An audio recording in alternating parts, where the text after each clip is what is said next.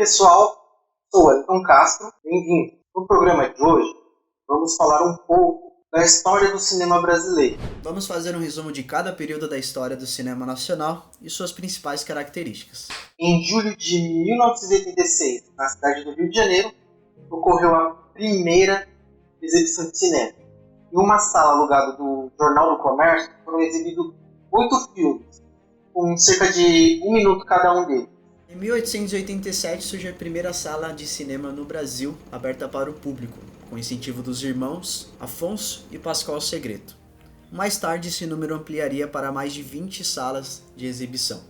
Em 1908, inicia o grande marco da expansão do cinema nacional, com o cineasta Antônio Leal apresentando a película Os Estranguladores, considerado o primeiro filme de ficção brasileiro. 4 anos depois, surge o primeiro longa, O Crime dos Banhados, de Francisco Santos.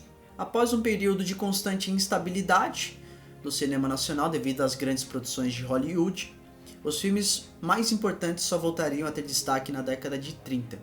Limite, de Mário Peixoto, A Voz do Carnaval, de Adhemar Gonzaga e Humberto Mauro, e Ganga Bruta, novamente de Humberto Mauro.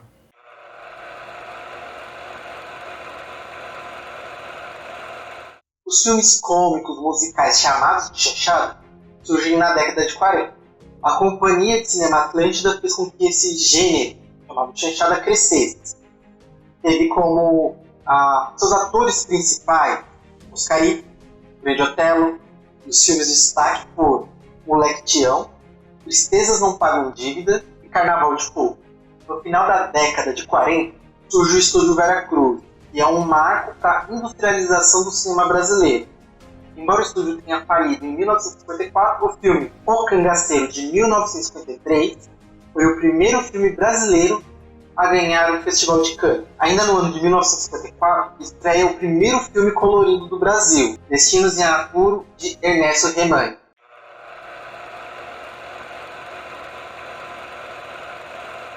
O cinema novo se consolida nos anos 60, focando nas temáticas de cunho social e político. Apesar que no início da década de 50 já foram produzidos precursores, como o Rio 40 Graus, de Nelson Pereira dos Santos.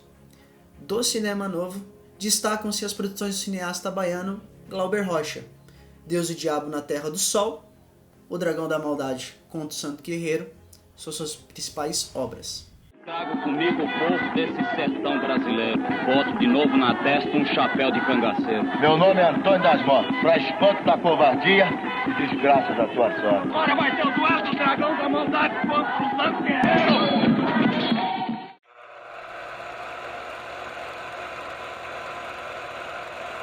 O cinema marginal nasce no final da década de 60.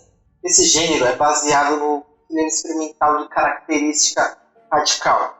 Em destaque do gênero foi O Bandido da Luz Vermelha, de 1968. Devido aos filmes estarem alinhados com o movimento contra a cultura e tropicalismo da época, eles sofreram uma grande censura do regime militar.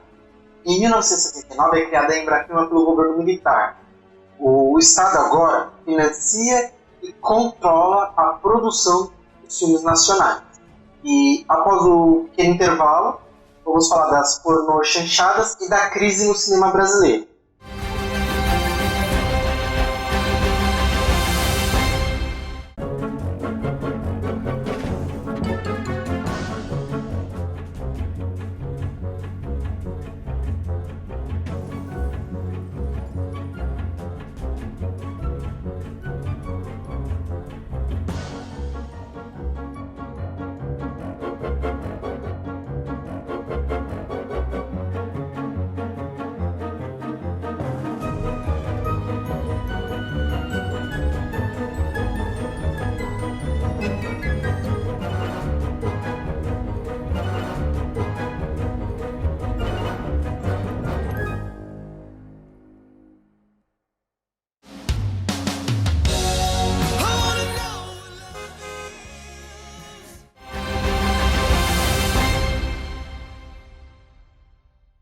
Nos anos 70, em São Paulo, as produções de baixo custo derivadas da boca de lixo deram início às pornô chanchadas.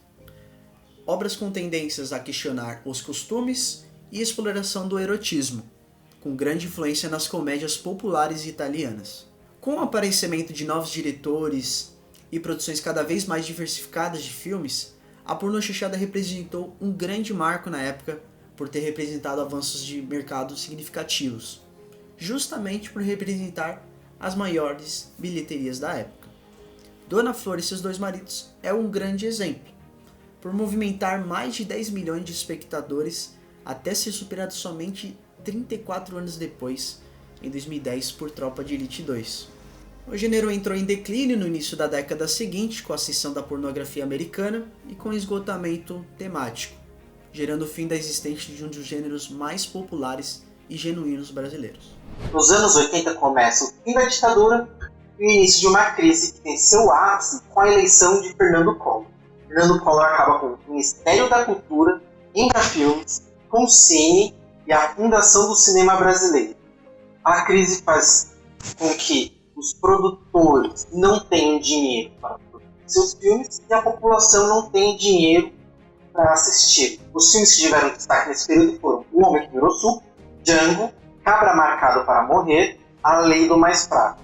Mas o destaque fica para o documentário de Jorge Furtado, de 1989, A Ilha das Flores. Um documentário de 13 minutos que ganhou um Urso de Prata no Festival de Berlim de 1990. O cinema de retomada nasce na metade dos anos 90, marcado por resultados de ações tomadas no início da década a fim de liberar recursos a produções de obras cinematográficas, audiovisuais e de infraestrutura de produção e exibição através da Secretaria para o Desenvolvimento do Audiovisual, mais tarde vindo a se tornar a Lei do Audiovisual. Um dos primeiros resultados desse movimento foi o filme Carlota Joaquina, Princesa do Brasil, lançado em 1994, com a Lei do Audiovisual vigorando em toda a sua produção. Outras produções que merecem ser ressaltadas são O Quatrilho, de Fábio Barreto, O Que É Isso, Companheiro, de Bruno Barreto, e ainda Central do Brasil, dirigido por Walter Salles e que rendeu prêmios e indicações ao redor do mundo, inclusive no Oscar, de melhor atriz para Fernanda Montenegro. Chegamos ao século XXI e com diversos filmes sendo indicados em festivais e até mesmo ao Oscar, o cinema nacional, o cinema brasileiro, volta a ter reconhecimento no cenário mundial. Um deles foi Cidade de Deus, que foi indicado ao Oscar em algumas categorias dentro dela. Melhor direção, melhor roteiro adaptado, melhor edição e melhor fotografia. Desde moleque, eu sempre quis ser fotógrafo. Só que o destino me colocou aqui. Outro é Carandiru. Venceu como melhor filme no Festival de Cartagena, indicado à Palma de Ouro do Festival de Cannes, recebeu o prêmio Grande Otelo por melhor diretor e melhor roteiro, entre outros, e diversos prêmios que venceu ou foi indicado. Aquele que chega dizendo que é do crime, com sangue no olho. Gente assim, a gente costuma esquecer aqui dentro. Aciona o alarme! Tranquei, a casa é nossa! Temos também o Enquanto Ela Não Chega e o Que Horas Ela Volta. Este segundo, premiado em diversos festivais. Temos Tropa de Elite, que ganhou o Urso de Ouro de melhor filme no Festival de Berlim, melhor filme no Festival Ola de Lisboa e 9 prêmios Grande Otelo pela Academia Brasileira de Cinema. Tá vendo aí, cara? Deixa comigo, pai. Continua em quem, cara? Hoje vivemos num período considerado como uma pós-retomada, em que a indústria do cinema do Brasil se consolida. Nosso programa vai ficando por aqui. Não se esqueçam de deixar o seu like, se inscrever no canal e até o próximo programa.